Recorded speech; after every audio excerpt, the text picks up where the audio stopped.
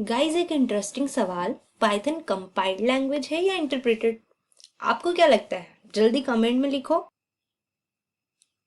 अक्सर लोग कहते हैं पाइथन इंटरप्रेटेड है, लेकिन सच ये है कि पाइथन दोनों है, कंपाइल्ड भी और इंटरप्रेटेड भी। चलिए सिंपल लैंग्वेज में समझते हैं। मान लीजिए मैंने एक कोड लिखा, सपोज। ओके, तो मान लेते हैं कि मैंने ये कोड लिखा है।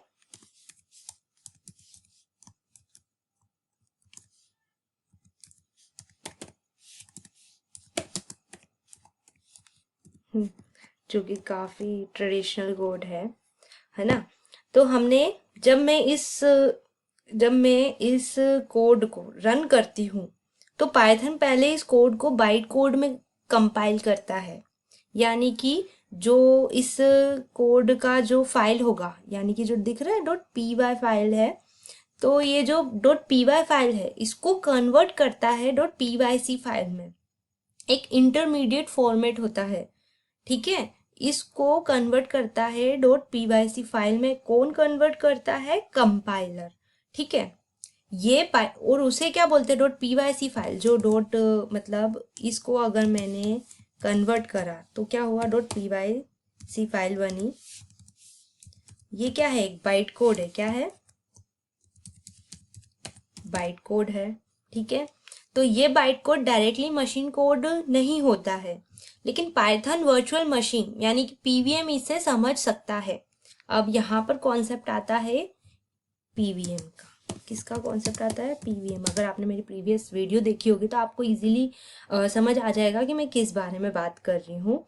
तो क्या होता है, जब भी हम एक फाइल बनाते हैं या कोई भी कोड लिखते हैं, उसका जो एक्सटेंशन होता है वो डॉट पी वाई होता है। अब मैं इसको रन करूंगी तो पाइथन कंपाइलर क्या करेगा? पाइथन में कंपाइलेशन भी होता है और इंटरप्रिटेशन भी होता है, आपको अभी मैंने बताया, राइट? तो यहाँ पर क्या होगा, जैसे कि ये वाली जो इमेज है, देखो यहाँ पर ये सोर्स कोड है डॉट पी वाई। इसको मैंने एक रन करने के लिए मैंने इसको इंटरप्रिटेशन के लिए डाला, ठीक है? अपनी मशीन में, अपने कंप्यूटर में। तो क्या हुआ? कंपाइलेशन हुआ पहले।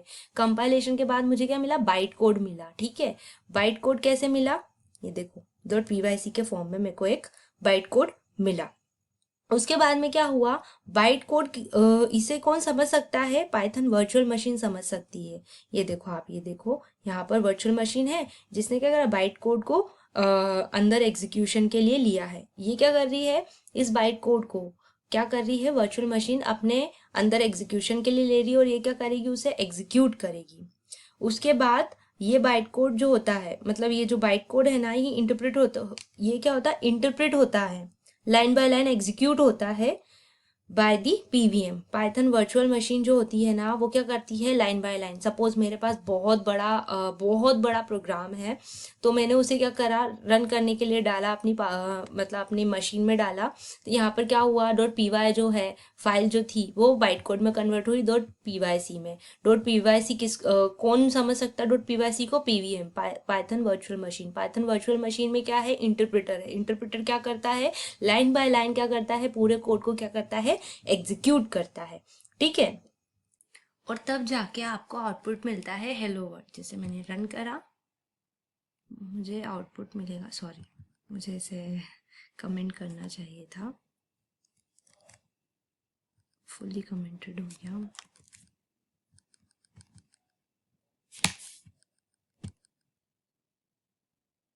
हेलो वर्ल्ड, ये क्या हुआ? हमारा आउटपुट मिला।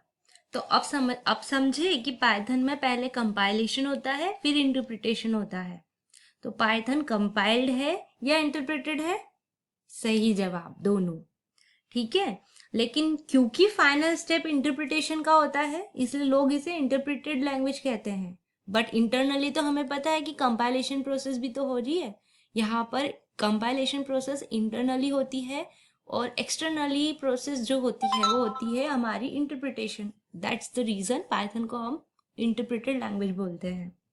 अब एक बोनस देख लेते। एक बोनस टिप है कि अगर आप पाइथन का पीवाई इम्प्लीमेंटेशन यूज करो, तो वहाँ होता है जस्ट इन टाइम कंपाइलेशन, जो कोड को रन टाइम पे ही मशीन कोड में कन्वर्ट कर देता है।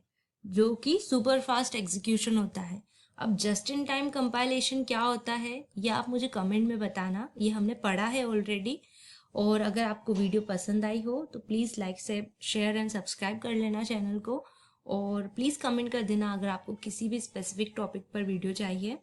मिलते हैं नेक्स्ट वीडियो में किसी अच्छे से कॉन्सेप्ट के साथ। Thank you so much for watching.